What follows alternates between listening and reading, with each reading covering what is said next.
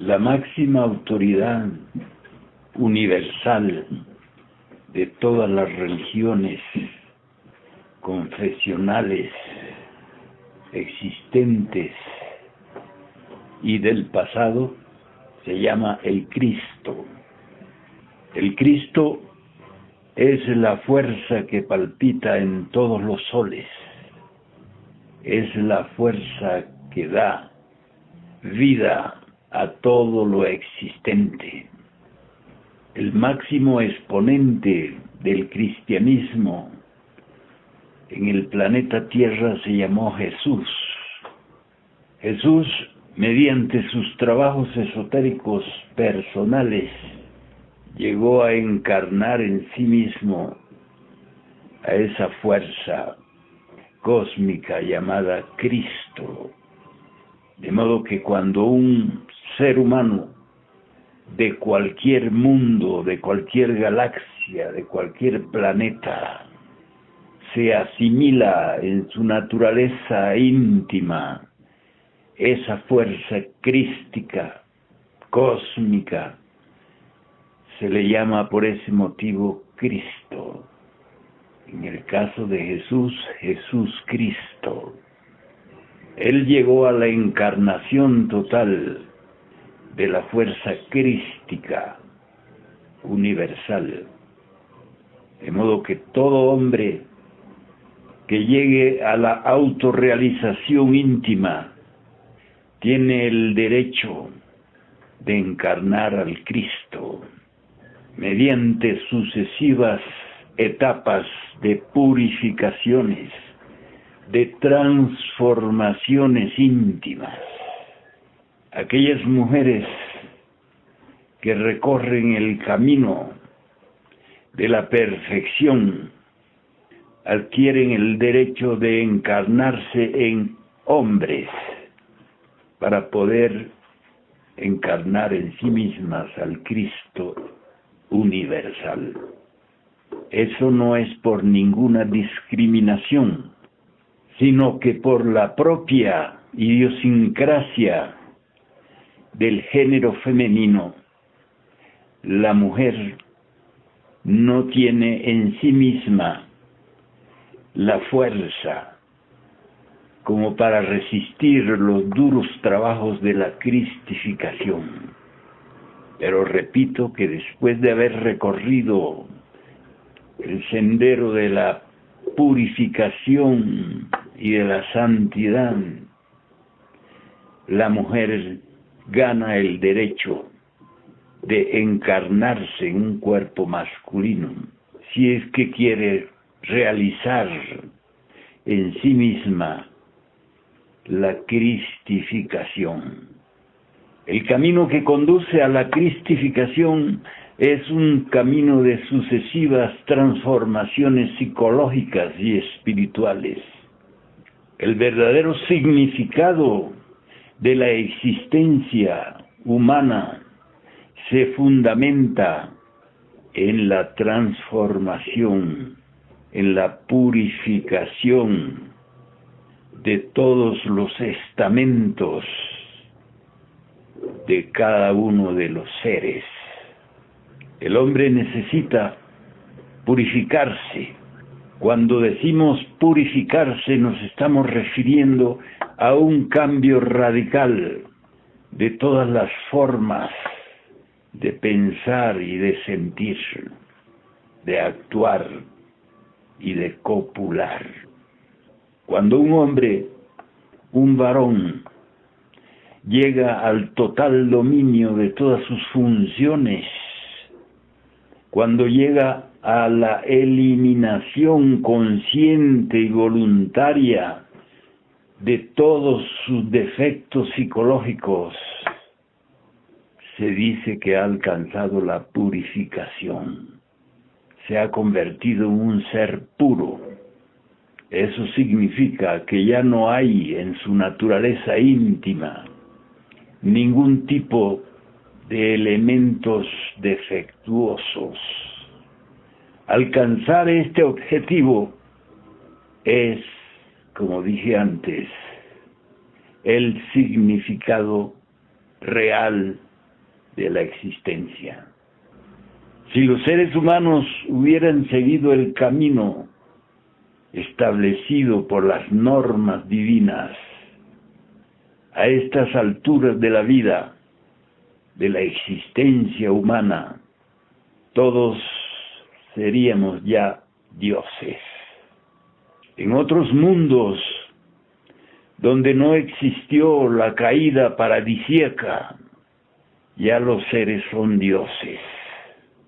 En nuestro sistema solar, el único planeta donde hubo la catástrofe edénica fue el tercer planeta, el planeta Tierra.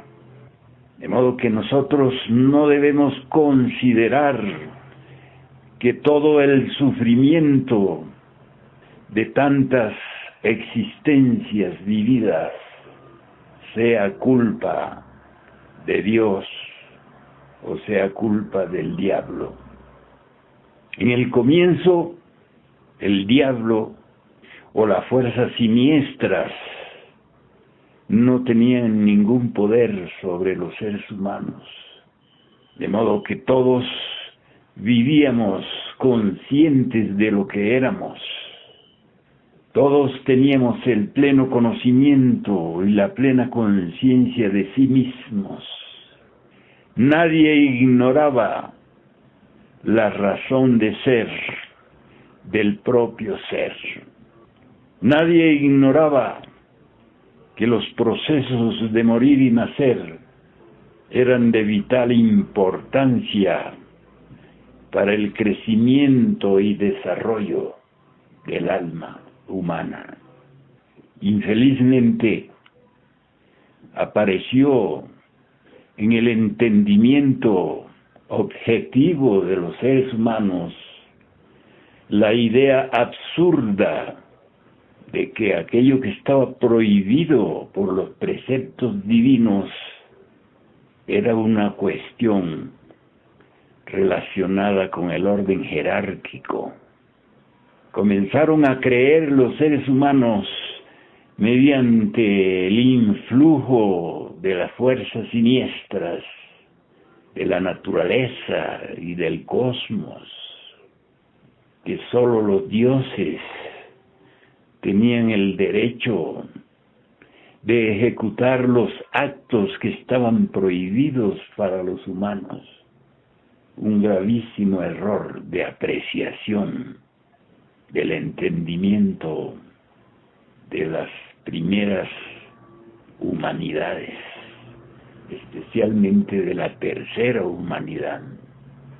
Como ya sabemos, la tercera humanidad fueron los lemures, la raza lemur. En esa raza lemur fue donde surgió esa creencia de que el ser humano no tenía que obedecer al pie de la letra los preceptos divinos, como aquel simbólico no comer el fruto prohibido. Esas cuestiones relacionadas con Adán y Eva y la manzana y la serpiente, todo eso es una simbología esotérica relacionada con lo que estaba en plena luz y lo que estaba en oscuridad. De modo que de la oscuridad surgió la famosa serpiente, que en otras palabras no era más que el deseo de la relación sexual con la culminación desastrosa del orgasmo. De modo que creyeron los seres humanos, lemures, que los dioses sí comían el fruto prohibido. Es claro que todo eso funcionó bajo la sugerencia de las fuerzas ocultas, de las fuerzas siniestras de la naturaleza. Así fue como perdimos nuestro proceso de crecimiento natural, de nuestro crecimiento espontáneo. Todo eso acumuló en la estructura del ser humano multitud de efectos malignos. Después de la caída paradisíaca, el ser humano comenzó a concebir cosas como el adulterio. En las escrituras sagradas aparece un personaje llamado Lilith, que era el aspecto opuesto de Eva. De modo que Adán se volvió amante de Lilith, y así nació la cuestión esa del adulterio que hasta hoy predomina soberana entre los seres humanos. De modo que el Adán primitivo o primogenio de la creación dejó de ser el individuo sagrado y se convirtió en el amante de Lilith, y de ahí comenzó todo ese desorden en que se perdió el encuentro constante de las almas gemelas. Las almas gemelas provenían de las dos primeras razas, donde Adán y Eva vivían en un solo cuerpo. De modo que esas dos primeras razas fueron andróginas o hermafroditas, porque tenían en un solo cuerpo los dos polos de la creación, el polo femenino y el polo masculino. Pero es claro que las etapas de la vida no son permanentes. El niño no vive eternamente niño. Tiene que entrar en las etapas de la adolescencia y de la adultez y de la madurez. Así las razas polar e hiperbórea tenían que salir del estado primitivo, primogéneo, del hermafroditismo. Entonces viene la leyenda esa donde dice que Dios sumió a Adán en un profundo sueño y de su costilla sacó a Eva. Los ingenuos piensan que Dios podía convertir una costilla biológica en una mujer, pero esotéricamente sabemos que eso significó la separación del polo femenino del polo masculino en cuerpos diferentes. Así pues que la tercera raza humana, los lemures, surgieron a la vida como hombre y mujer, como Adán y Eva. Si se hubieran mantenido los seres humanos en el conocimiento, en la sabiduría de que debían obedecer preceptos superiores a ellos mismos, entonces a estas alturas, como dije antes, ya habríamos alcanzado el nivel de la divinidad. No hubiéramos caído jamás en la generación animal. De modo que la enseñanza fundamental para el relacionamiento, para el acoplamiento de lo femenino con lo masculino fue dado. Se nos dijo: creced y multiplicaos. Primero crecer. El crecimiento, es lógico que no se trataba del crecimiento corporal, se trataba del crecimiento interior, del desarrollo armonioso de una conciencia y de una voluntad personal. Pero es lógico suponer que no habiendo cumplido con los preceptos, ese plan, ese proyecto del crecimiento se truncó y los seres humanos dejaron de crecer. Se multiplicaron, sí, pero no crecieron. Entonces, ¿qué surgió? ¿Qué tipo de criatura surgió? de esa multiplicación inconsciente, mecánica, de esa multiplicación surgida de la desobediencia, surgieron los monstruos humanos que hoy conocemos, creadores de guerras, de crímenes, de robos, de adulterios y todo lo que sabemos de esta humanidad. Muchos seres humanos de esa época lemur no cayeron en la generación animal y por estas alturas ya son dioses inefables, ya son individuos sagrados.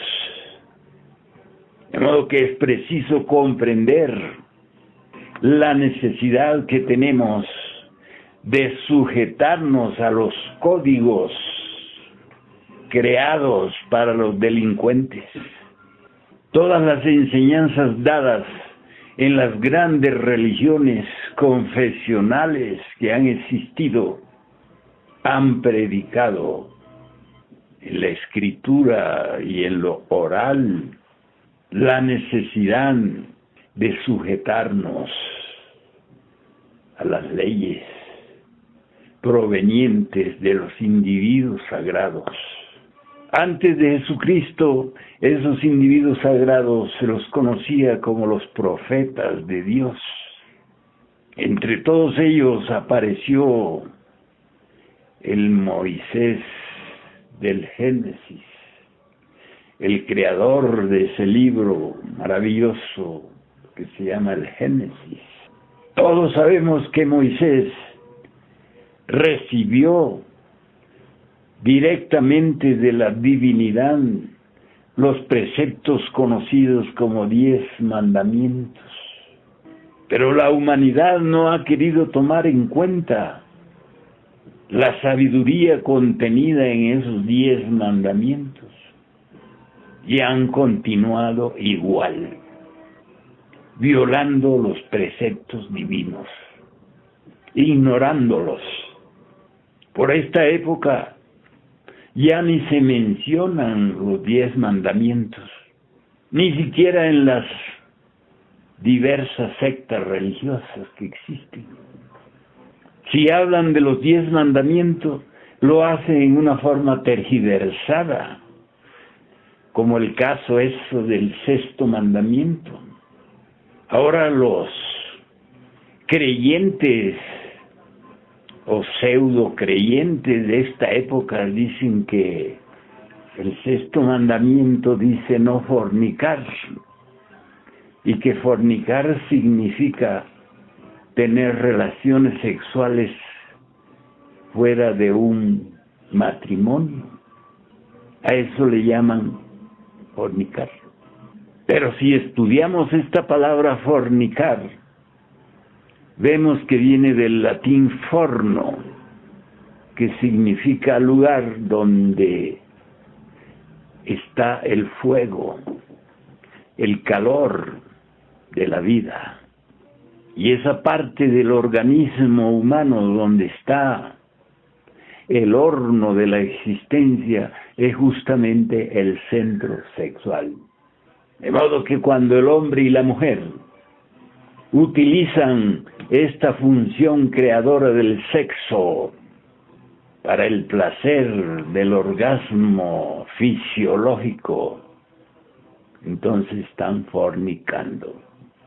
Es decir, utilizando incorrectamente el horno de la vida, el fuego de la vida.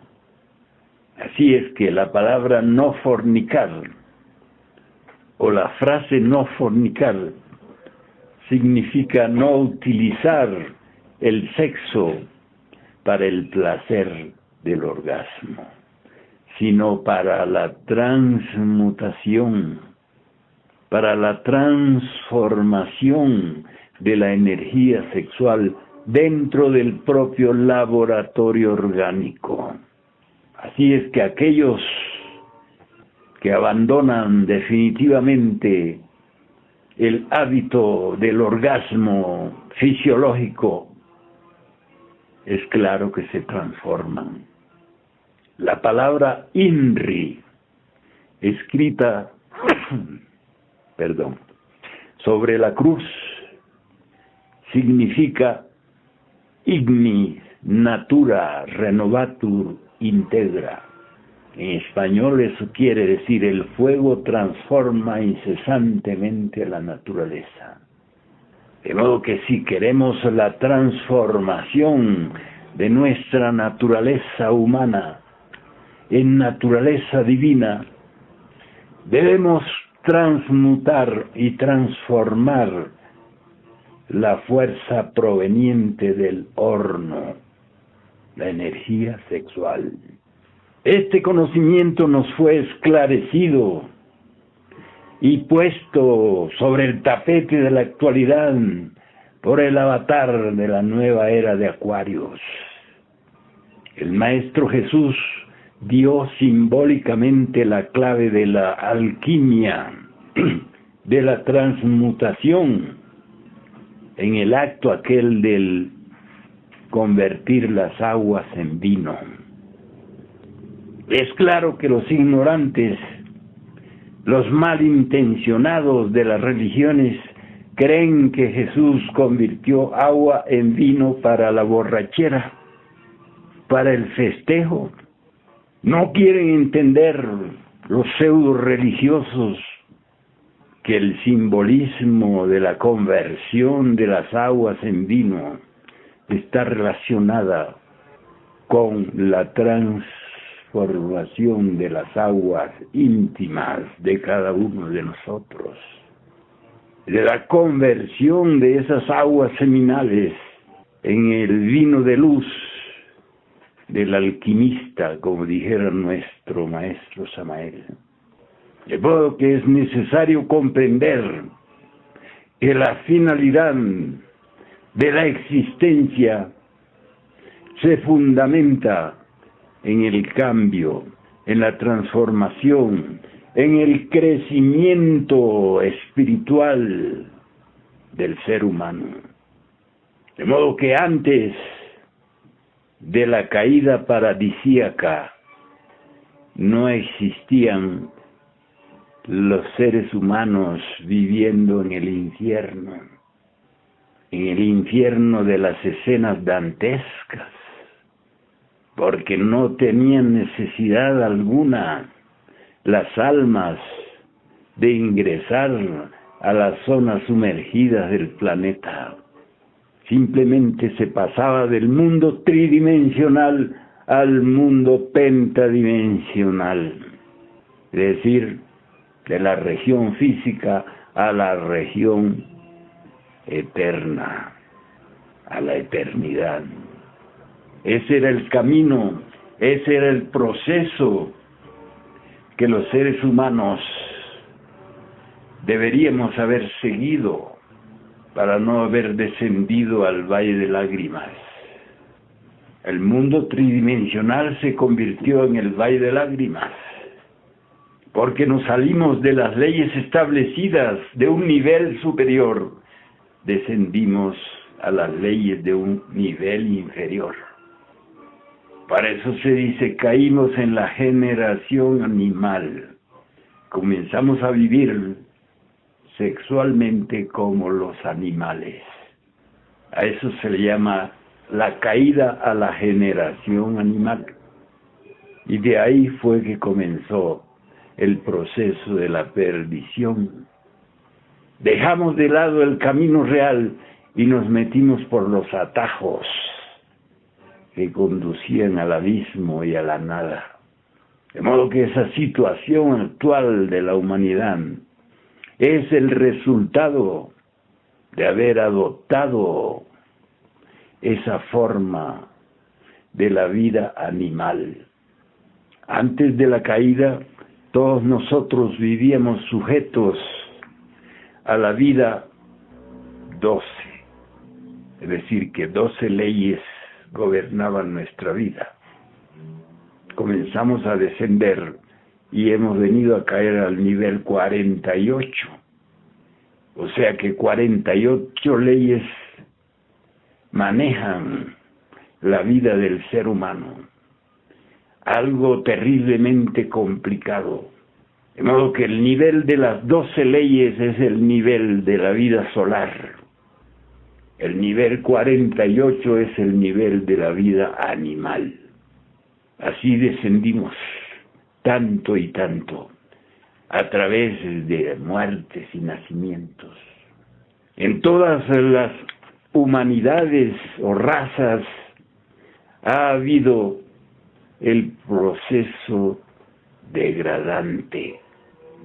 No todos los seres humanos que hoy viven estuvieron presentes en las culturas Lemur y Atlante que nos precedieron en el curso de la historia. Muchos seres humanos ingresaron al estado humano y otros descendieron al reino mineral. De esta humanidad actual, 90% descenderán al reino mineral para pasar por el proceso de la muerte segunda. Algunos pocos ascenderán al nivel superior de la vida, al estado angélico. De modo que en el proyecto inicial de la creación, los seres humanos fueron diseñados y creados a imagen y semejanza del Creador o de los creadores, con el propósito de que fueran ascendiendo en cada una de las vidas que iban viviendo. Si eso se hubiera cumplido, no estaríamos aquí sufriendo y llorando en este valle de lágrimas. Infelizmente, eso del pecado original fue transmitiéndose de cultura en cultura, de raza en raza. Así es que todos hoy, podríamos decir, somos el resultado del pecado original de nuestros primeros padres. ¿Quiénes fueron nuestros primeros padres?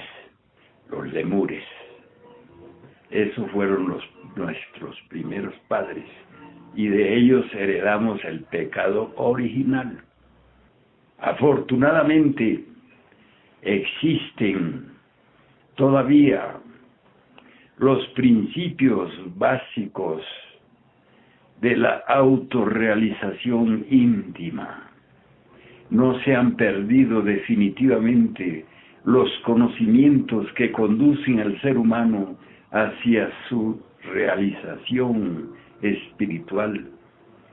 Ese es pues el conocimiento que estamos transmitiendo y que ustedes deben tomarlo como la base de sus subsiguientes procesos existenciales. De aquí tenemos que salir para el estado angélico, que es el siguiente nivel superior de la vida. Por el proceso evolutivo, las almas del reino animal llegan al estado humano. Pero para llegar del estado humano al estado angélico no sirve ninguna evolución, sino una revolución, una transformación, una batalla terrible, durísima, para poder desconectarnos de todo lo que es humano y alcanzar al ángel. Si no se cumple eso en los seres humanos actuales, entonces vendrá la muerte segunda inevitablemente. Porque la naturaleza y el espacio necesitan donde colocar nuevas creaciones. Y sería injusto que las nuevas creaciones se las mantenga con las viejas creaciones.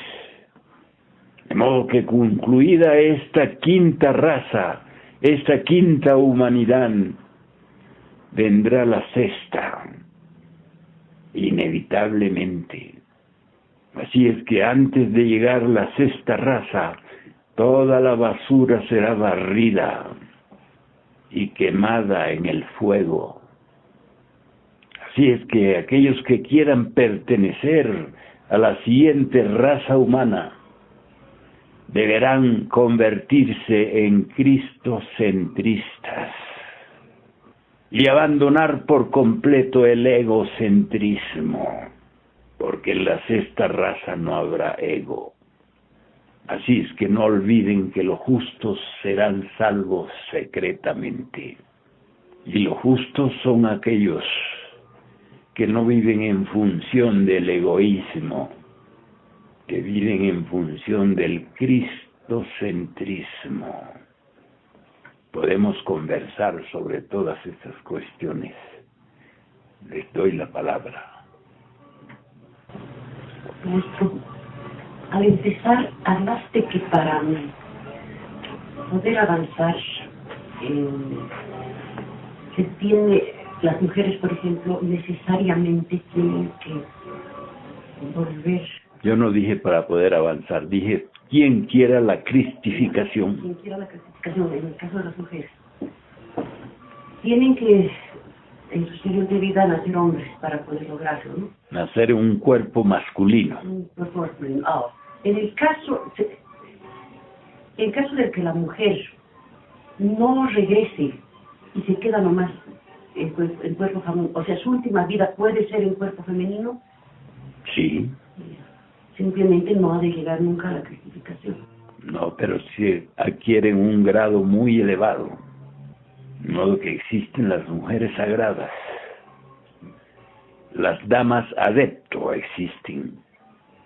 Está en su potestad el nacer como varón o no nacer como varón, cumplido su ciclo de vidas y muertes, de muertes y nacimientos.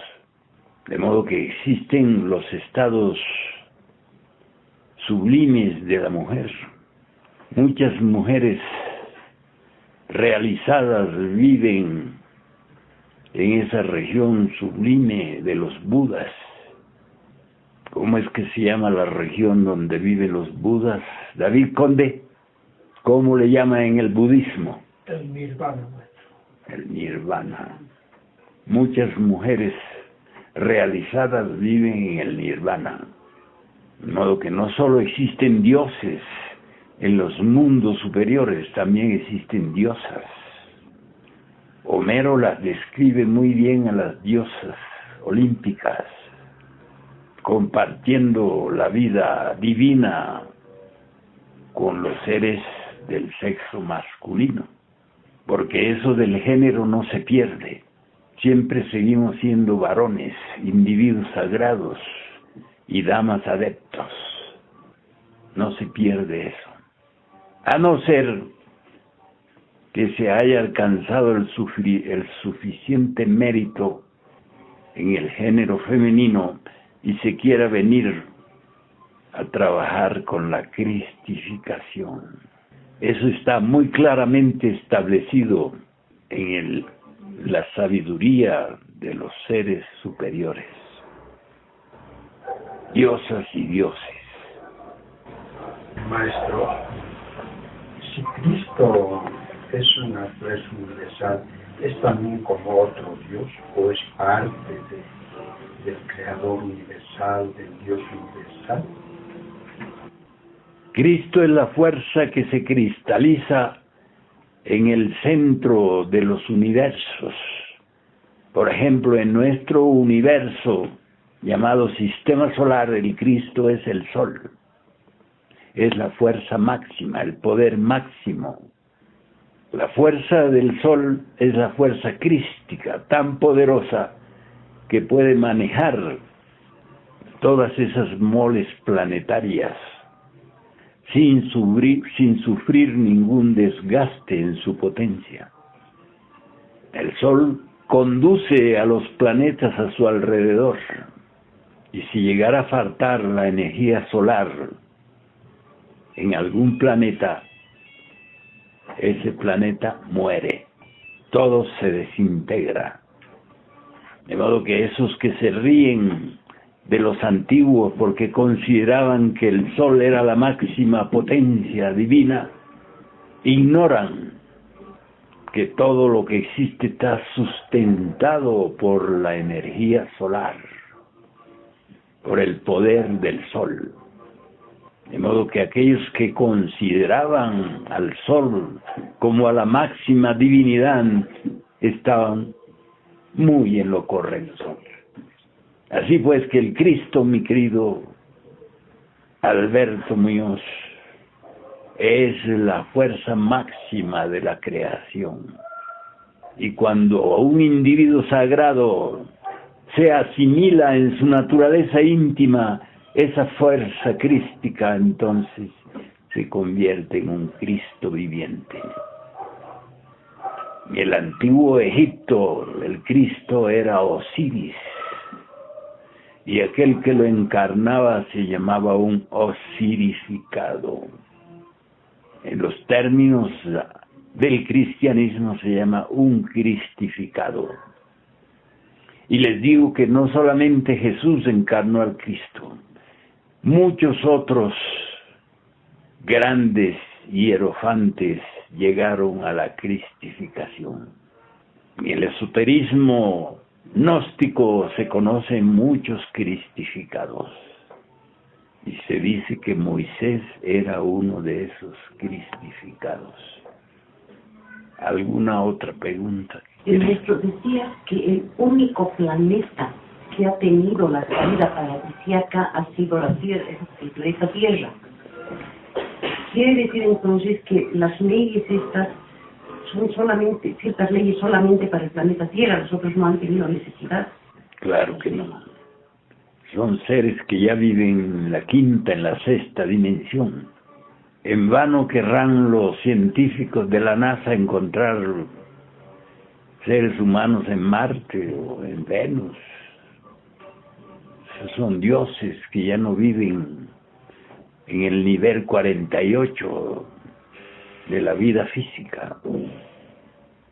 ¿Le querías decir? Maestro, ¿tendría usted la gentileza de explicarnos cuál es la diferencia entre autorrealización y cristificación? Primero necesitamos autorrealizarnos, es decir, convertirnos en individuos, tener bien muerto al ego y tener los cuerpos existenciales superiores realizados. Ese es un individuo sagrado. Ese individuo puede meterse por el camino de la cristificación mediante sucesivos trabajos en su nivel de ser. Esa es la diferencia. El individuo sagrado puede encarnar al Cristo, ningún otro. Por muy elevado que sea un espiritualista, si no tiene todas las características del individuo realizadas en sí mismo, no puede trabajar por su cristificación, simplemente porque no lo resistiría. Es como esos que dicen que quieren entrar al reino de los cielos sin haberse realizado en sí mismos. Entonces dice que el rey recogió a todos los mendigos que quisieron entrar a la fiesta de las bodas y los echaron a las tinieblas exteriores. De modo que si algún sujeto de tipo lunar quisiera ingresar por las puertas sagradas de los mundos superiores, sería repelido por la propia fuerza imperante en ese lugar. Hace años quise yo entrar a una región especial y fui repelido. No apareció ningún dios ni ningún individuo divino expulsándome, sino que las propias fuerzas imperantes en esa región no permiten que ingresen personas descalificadas. Tiempos después llegué a ese mismo lugar y pude entrar. andaba yo en busca de un maestro que me había dado una cita en la región electrónica de la vida universal, y me había dicho que si era capaz de buscarlo ahí lo encontraría, y sí lo encontré. De modo que la materia tiene diferentes categorías. Existe la materia en el nivel 48, donde los átomos son casi visibles a simple vista, de tan densa que es la materialidad de la región, de la zona, de la dimensión, de la coordenada. De modo que no estamos clavados aquí en el mundo 48, en la densidad 48 de la materia. Por el contrario, deberíamos sentir mucha necesidad de abandonar esta región tan pesada, tan lenta, donde todo se consigue, como diríamos, a duras penas. Y las cosas básicas que necesitamos y que las conseguimos así a duras penas no son muchas: pan, abrigo y refugio. Y eso nos cuesta conseguirlo. Y si tenemos seres dependientes, todavía más difícil. En otras regiones más elevadas, aquello que se piensa se lo tiene al instante. Muchas gracias por escucharme.